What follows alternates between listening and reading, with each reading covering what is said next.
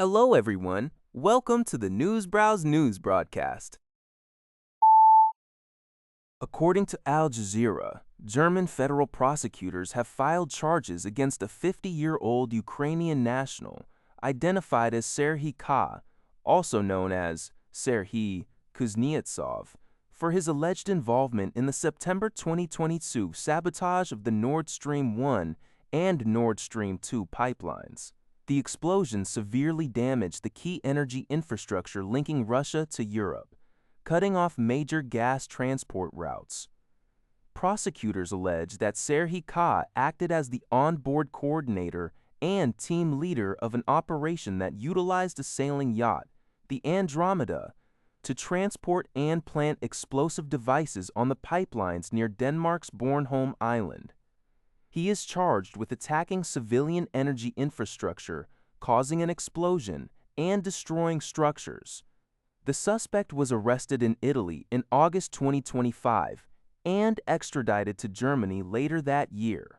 He has denied any involvement in the bombings, claiming he was serving in the Ukrainian armed forces and present in Ukraine at the time of the incident.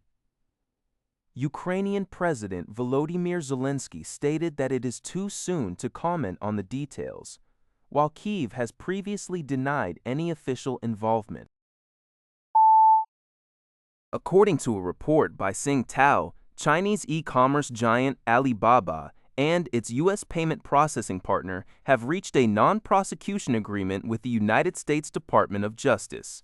Under the terms of the settlement, the companies have agreed to pay $600 million to resolve allegations that they violated the Federal Food, Drug, and Cosmetic Act. Federal authorities stated that the companies failed to effectively prevent merchants on Alibaba's platform from selling and importing illegal drugs, cosmetics, and counterfeit pharmaceutical equipment into the United States. Alibaba acknowledged that between 2016 and 2024, it failed to intercept approximately 80,000 shipments containing these illicit products.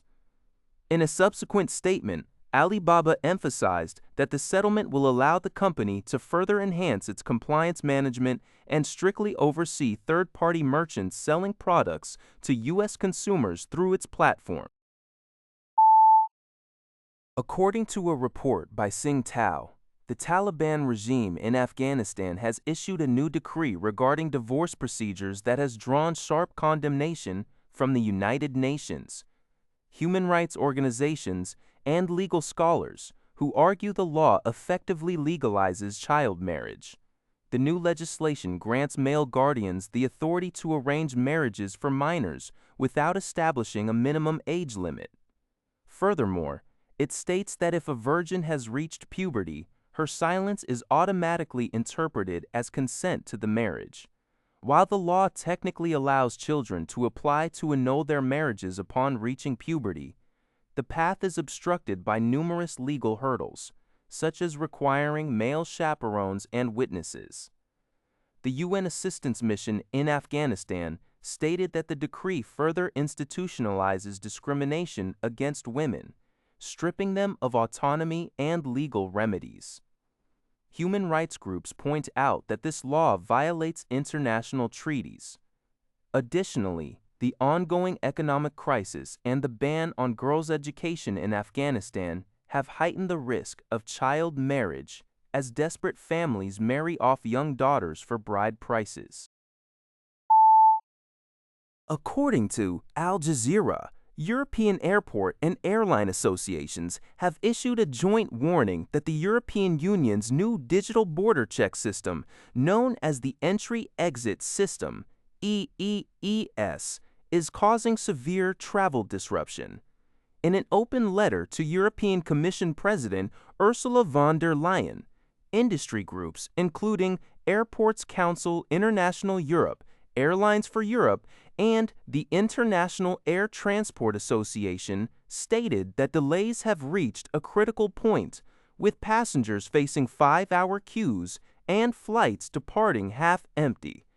With European airports preparing to handle 40 million more passengers during the peak summer months of July and August compared to the previous period. The groups are urging EU leaders to grant member states the flexibility to completely suspend the digital border checks whenever passenger volumes exceed the capacity of border facilities.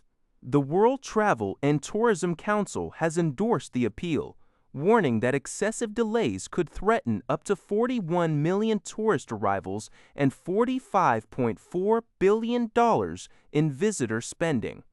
The EES, which replaces manual passport stamping with biometric data collection, was declared fully operational in April, but has since faced persistent operational challenges. According to a report by Lianhe Zaobao, Russian forces launched a large-scale drone attack on the Ukrainian capital of Kyiv late Wednesday night. The strike set fire to the roof of a hotel located on Shevchenko Boulevard in the city center and scattered debris across two administrative districts.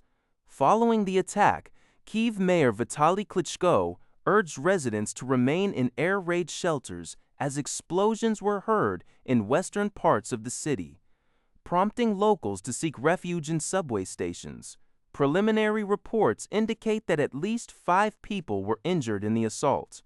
Earlier that day, Ukrainian President Volodymyr Zelensky cut short his trip to Dublin to return home after receiving intelligence that Russia was preparing a massive strike. Zelensky warned the public to exercise extreme caution and seek shelter immediately, noting that Russian President Vladimir Putin had been planning this large-scale operation for some time. That's all for this video. Thank you for watching. See you in the next video.